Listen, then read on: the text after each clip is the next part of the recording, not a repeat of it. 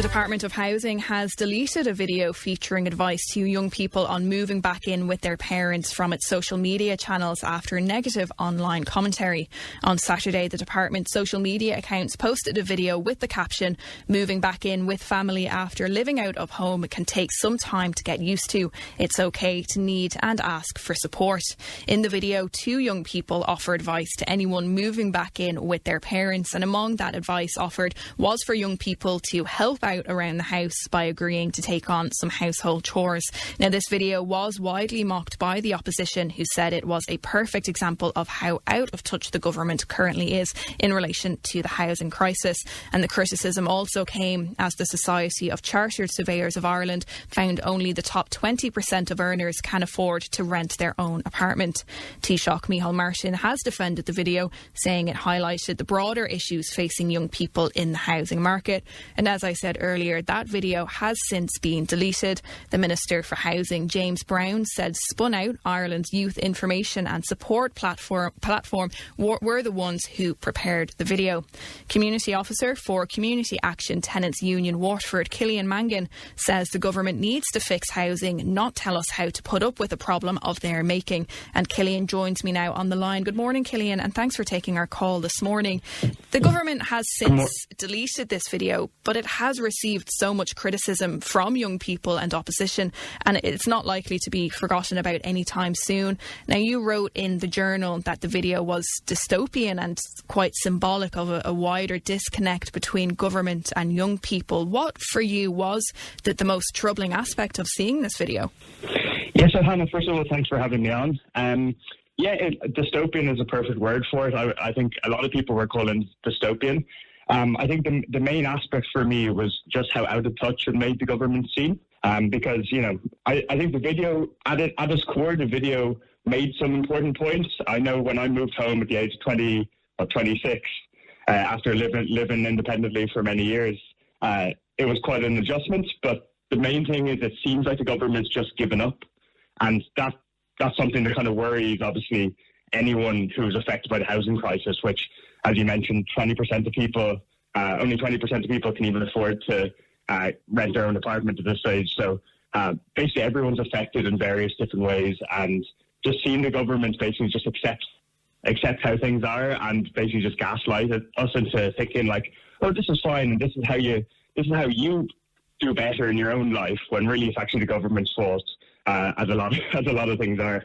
Anyway, And Cillian, as you mentioned, a lot of young people, have a personal experience of moving back in with their parents after living abroad or being able to afford to live independently for a few years. And it's that personal experience that young people are feeling now of having that moving back into their childhood bedroom that is just really, kind of, I don't want to say hit a nerve, but it's quite upsetting for those who have been forced to move back in. Of course, yeah, and the thing is, this is something that we shouldn't accept. I think the government's just hoping, and Fianna Fáil Fine Gael always hope that they'll just chip away at our hope for a better future until we just accept things being bad. But ultimately, I know it doesn't feel like it, but we live in one of the richest countries in the entire world.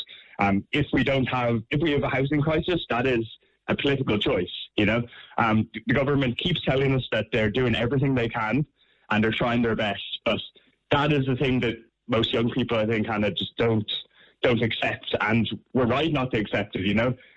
How were we able to build way more housing decades ago when we were a way poorer country with way less money? The problem is the government, as always, the government is locked into their ideology. They're not being objective. They're not actually doing what they need to do and what we're calling for them to do to actually end the housing crisis. That's something that in CATU, in the Community Action Tenants Union, we're constantly highlighting. That it's not the government's trying their best. The government is intentionally worsening the housing crisis, whether it's reducing standards for apartments, which obviously just increases landlord and developer profits at our expense, or whether it's refusing to build universal public housing, and as well as following other models like, say, the Vienna model when it comes to cooperative housing and other ways to actually end the housing crisis. The government has refused to do it because ultimately they don't want to end the housing crisis.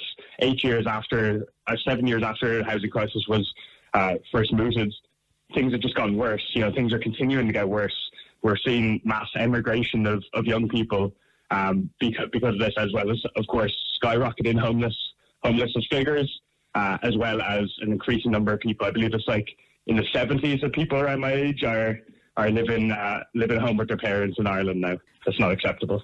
And the frustration is that instead of, I suppose, providing tangible supports to move out, the government has instead just posted a video on how to deal with moving back in with parents. And you mentioned in your piece in the Journal that the lowering of building standards, the gutting of rent controls and the encouragement of granny flats are these, I don't know, remedies the government are trying to give for young people, but instead those policies are just impacting us in trying to secure independent housing. Exactly, yeah. And the thing is, the solutions are out there. The way to end the housing crisis is for the government to build public housing on public land using a public construction company. That's something that a lot of countries, so I lived previously in Spain, and I'm actually, I got permission from my call centre job to basically work in Valencia for 2 or 3 months. So I just moved over. I just came back about a couple of days ago. And Spain, as an example, I was talking to, this is the kind of person that I was talking with my dad. He was asking, why do you want to go to Spain? They have a housing crisis too. But I was saying the difference is I actually trust the Spanish government to improve things, because they've just announced that they created a public construction company to start building public housing on public land over the last week or two. They're investing massively in public housing and in housing cooperatives, and they've strengthened rent control significantly in order to ultimately definancialize housing. And that, Hannah, is the crux of the issue, right? That people are saying we just build more houses. You don't build more houses if it's all privatised and financialised, because that just continues skyrocketing the rent. Ultimately, it is a bit of a captive market, especially with more and more kind of investment funds being involved, trying to maximise their profits. The real issue is that housing has been financialised, and the only thing we can do to actually end the housing crisis is to definancialise housing, right? So that's to end the speculation and the privatisation of housing. That's to ensure that we actually treat housing as a universal human right instead of as an investment opportunity. And as long as Fianna Fáil and Fine Gael focus on investing, inviting private investment into the country for housing, the housing crisis would just get worse. And that's the path we're on at the moment. And the point you make there, Cillian, is well said, and that thing of the trust, the fact that you trust the Spanish government, unlike, our government here in Ireland. And I think that it would be safe to say for a lot of young people, that trust of young people in the government is, I would kind of think it's now fully broken. Yes, completely. And it's been chipped away at for years. And I think we saw I was involved as a local organiser with the Catherine Connolly campaign during the presidential election. And I think we saw that big lack of trust from young people in the presidential election when we got the Fine Gael candidate saying that she was going to create like a council for the youth. And we were like, we don't want a council for the youth, right? We've been trying to say what we want for years and years and years, and it's just been completely ignored. Whether it's with public transport, whether it's with climate, whether it's with housing, whether it's with healthcare, social care, it's not that the young people haven't been saying anything. We've been trying to shout as much as we can, but the government ultimately, they're not listening to us. They're listening to the lobbyists and the landlords and developers and private finance, because ultimately they're the ones that they kind of care about more than us. And it's just becoming increasingly clear as more and more young people are forced into worse situations, despite us apparently being a very successful country, And with this video drawing so much criticism from young people, from opposition, and there are even some texts coming in. One listener says that they thought the video was from Waterford Whispers. It was so ridiculous. It's like, and now that video has been deleted, it's kind of asking the question of, does that feel like an acknowledgement from the government of this issue, or is it more of this was just deleted out of damage control? I completely think it was deleted out of damage control. I think, Hannah, it is important to say this. Of course, the video was made by Spun Out or whatever. It was given the okay by the government to be shared on social media and everything. But the video, I think the video isn't the issue by itself. It's the video highlighting the context of how utterly the government has failed their side of the social contract when it comes to young people. It's the fact that this is just a straw that in many ways broke the camel's back. And I think young people are just so many young people, so many of us are so disaffected and just so kind of outraged. And I think the thing is we can't just wait for government to just change their mind and fix it, because ultimately they're facing intense pressure from themselves with their own really strict ideology clouding their judgment, as well as, of course, all the pressure from lobbyists telling them that all the solutions to the housing crisis apparently will make it worse.